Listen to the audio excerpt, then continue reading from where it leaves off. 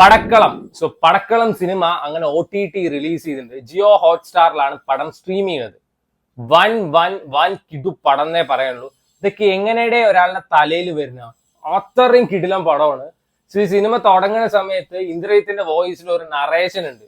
എനിക്കുള്ള മലയാള സിനിമയിൽ ഇത്രയും കിടിലം വോയിസിൽ ഒരു നറേഷൻ നടത്താൻ പറ്റുന്ന വേറെ ആളൊന്നുമില്ല. അപ്പൊ തന്നെ എനിക്ക് ഈ സിനിമ കാണാനുള്ള ത്വര വന്നു തുടങ്ങി. യൂഷ്വലി ഞാൻ രാത്രി സിനിമ കാണുമ്പോൾ കുറച്ചേരം കാണും, കുറച്ചേരം നിർത്തും, കുറച്ചേരം കാണും, അങ്ങനെ ഞാൻ കാണാറുള്ളൂ. പക്ഷെ ഇത് കണ്ടു തുടങ്ങിയപ്പോ തീർന്നു തന്നെ അറിയില്ല. 2 മണിക്കൂറിന്റെ പടമാണ്. ഭയങ്കര ക്രിസ്പായിട്ടാണ് എടുത്തു വെച്ചിരിക്കുന്നത്. എനിക്ക് ഇതിന്റെ ജോണർ എന്താണെന്നോ അല്ലെങ്കിൽ ഇതിന്റെ ട്രെയിലർ എന്താണെന്ന് കാണാനൊന്നും ഞാൻ നിന്നിട്ടില്ല. ഈ പടം കാണാത്തവരാണെന്ന് വെച്ചാൽ ഒരു എക്സ്പെക്ടേഷനും ഇല്ലാതെ പോയി കാണാം. കിടിലൻ എക്സ്പീരിയൻസ് തന്നെ ആയിരിക്കും. ആൻഡ് ഇതിൽ ഏറ്റവും എടുത്ത് പറയേണ്ടത് ഷറഫുദ്ദീന്റെ ഒരു പെർഫോമൻസ് ആണ്. ഷറഫുദ്ദീന്റെ അഴിഞ്ഞാട്ടം എന്ന് വേണമെങ്കിൽ പറയാം. അതായത് സൈലന്റ് ആയിട്ട് ആൾ ഒരു എക്സ്ട്രീം ലെവൽ വില്ലനിസമാണ് കാണിച്ചു തന്നിരിക്കുന്നത്. അടിപൊളിയായിരുന്നു. ഷറഫുദ്ദീൻ എപ്പോഴും അണ്ടർ റേറ്റഡ് ആക്ടർ എന്ന് തന്നെ പറയാൻ പറ്റുള്ളൂ.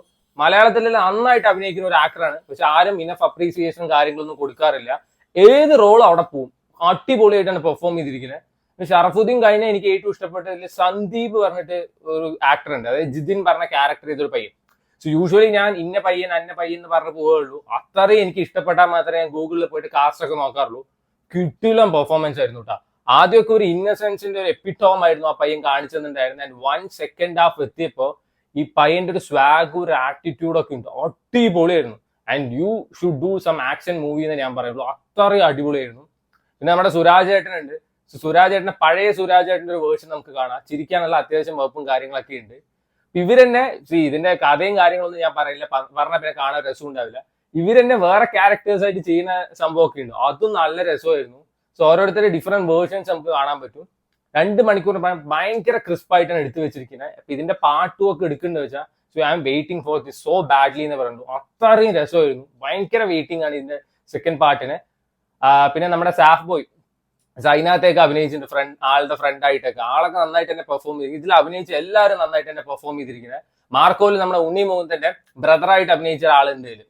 ആൾക്ക് 2 അടി കിട്ടുമ്പോൾ കംപ്ലീറ്റ് സാറ്റിസ്ഫാക്ഷൻ ആയിരുന്നു.